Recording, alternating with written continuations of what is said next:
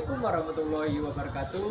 Kami dari kelompok 3 akan mewawancarai Kepala Desa Pulau Harapan dan kami di sini akan menggali asal usul cerita terciptanya Desa Pulau Harapan.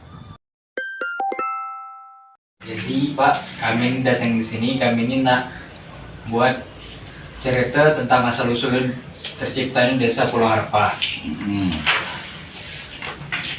Ini itu dapatnya surat izin kami dari sekolah untuk ngadep ke Kades.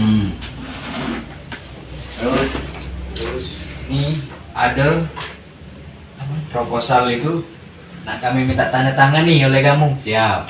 Nah, Buang deh kira aku. Nah itu. Oh, ini cerita rakyat. Kamu susun cerita rakyat nih.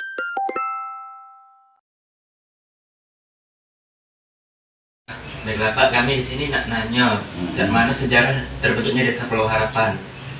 Ini kalau menurut cerita para leluhur kan, Pulau Harapan ini dulu merupakan suatu kelompok-kelompok masyarakat yang waktu itu kan masih sepi zaman dulu. Jadi induknya juga masih di daerah Pangkalan Balai. Itu Pangkalan Balai itu tuh dulu kan desa kan. Nah, dusun besar kalau orang yang nyebutnya dulu Pangkalan Balai itu. Jadi Pulau Harapan ini dulu masih nginduk di Pangkalan Balai. Tidak tahu zaman tahun berapa kan.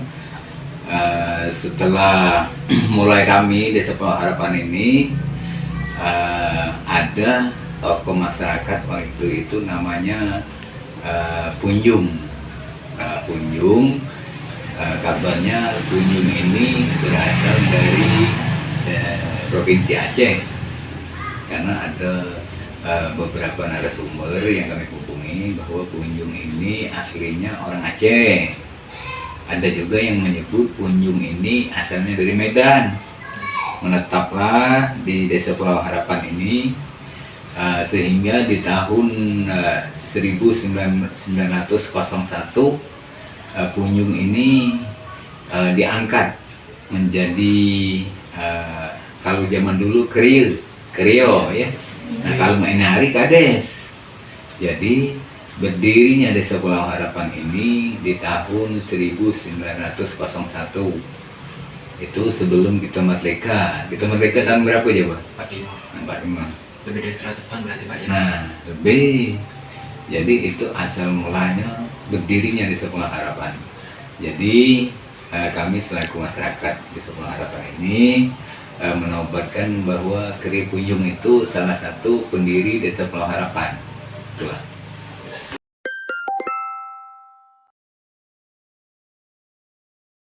Ada tradisi atau adat dari Desa Pulau Harapan ini?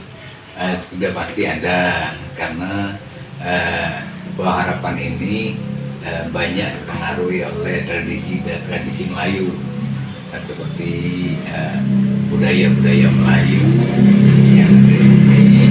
Bahasanya pun juga sama dengan bahasa Melayu, yaitu bahasa Malaysia, karena Malaysia juga pecahan dari rumpun Melayu. Jadi barangkali itu yang bisa kami sampaikan masalah adat. Kemudian masalah adat-adat yang lain juga di Desa Pulau Harapan ini tidak jauh beda dengan wilayah-wilayah lain seperti di daerah Melayu lainnya, seperti di daerah Pekanbaru. Itu sama tradisi mereka dengan kita, bahasanya juga sama. Di daerah Deli Serdang juga sama. Beda kalau misalnya kita nyebrang ke Pulau Jawa, itu beda adat kita.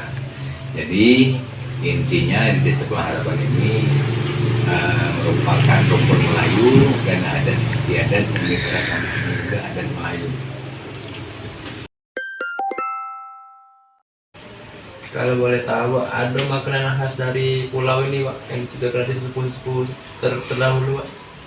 Kalau makan khas itu seperti sering kita temui di acara-acara hajatan, acara pernikahan, acara sedekah, itu yang dominan itu ada apa namanya itu bergo, ya dah. Itu makanan lama itu bergo. Dia itu kalau bahasa Indonesia itu nyebutnya burgo kan, Iya. burgo, kince, itu makanan khas daerah kita. Kemudian kalau untuk kuenya, kue rangi, kue rentak, kue apa lagi ya? Kue rangi, kue rentak, kue ija. Nah, itu kan kue ija, kue engkok. Nah, engkok kan? Nah, itu salah satu warisan makanan yang memang dari dulu sudah ada. Jadi waktu kami kecil juga 50 tahun yang lalu kami lah bertemu dengan kue ini.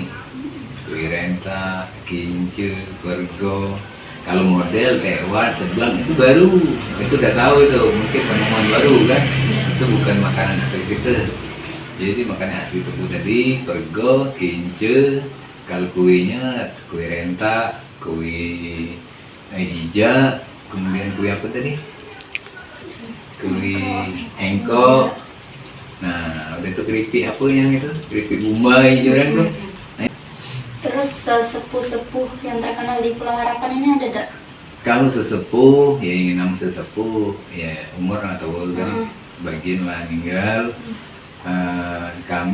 Kita di sini mana yang tokoh-tokoh masyarakat seperti pendiri-pendiri desa yang aku sebut tadi, misal ya Kriya Punjung, kemudian Kriya Zen, Kriya Karim, kemudian Kriya Haji Muhammad Said, itu kita anggap sesepuh kan, Haji Bastari. Nah, kemudian sesepuh yang masih ada di Pulau Harapan ini, mereka salah satu saksi sejarah yang masih hidup itu seperti Yek Goncen. Karena Yek Goncen umurnya karena hampir 90 tahun di sini, nah. Tahu Yek Goncen? Iya. Tahu rumah Yek Goncen? Yek Goncen ini cuma sekarang ini lah kurang kesehatannya lah, menurun. Kalau diajak ngomong gitu lah agak apa ya, error kan. Nah, Sarel, nah udah itu Pak Saiful Anwar, mbaknya Pak Charles, itu salah satu sesepuh yang masih ada. Siapa lagi ya yang umurnya tuh di daerah gitu ini? Nah itu Haji Said Soun. Haji Said Soun kondisi masih sehat, masih waras. Jadi kalau kamu nak bertanya ke situ boleh di Simpang Sangaji rumahnya. Simpang Sangaji situ dikit. Tahu kan Simpang Sangaji situ Iya. dikit, ada rumah yang di tingkat belakang ada rumahnya. Itu orang itu dulu mantan kadus. Mantan kadus di zaman Kriya Said. Mantan kadus, tapi dulu kan sebutan kadus itu penggewul. Penggewul Said. Kalau hari kadus, wala dusun. Kalau dulu penggewul. Kalau dulu kades itu sebutnya kriya atau kriya bahasa Indonesianya. Tapi orang Tebu nyebutnya kan kriya. Kalau bahasa Indonesia nyebutnya kriya. Di tahun 80-an berganti sebutan dari kriya tadi menjadi kepala desa. Kades. Ayo memilih apa yang kau suka. Merdeka belajar wujud yang nyata. Raih mimpimu juga cita-cita. Generasi emas Indonesia. Profil belajar Pancasila. Kami ucapkan terima kasih apabila kami ada salah kata, kami mohon maaf sebesar-besarnya. Kepada Allah kami mohon ampun. Wassalamualaikum warahmatullahi wabarakatuh.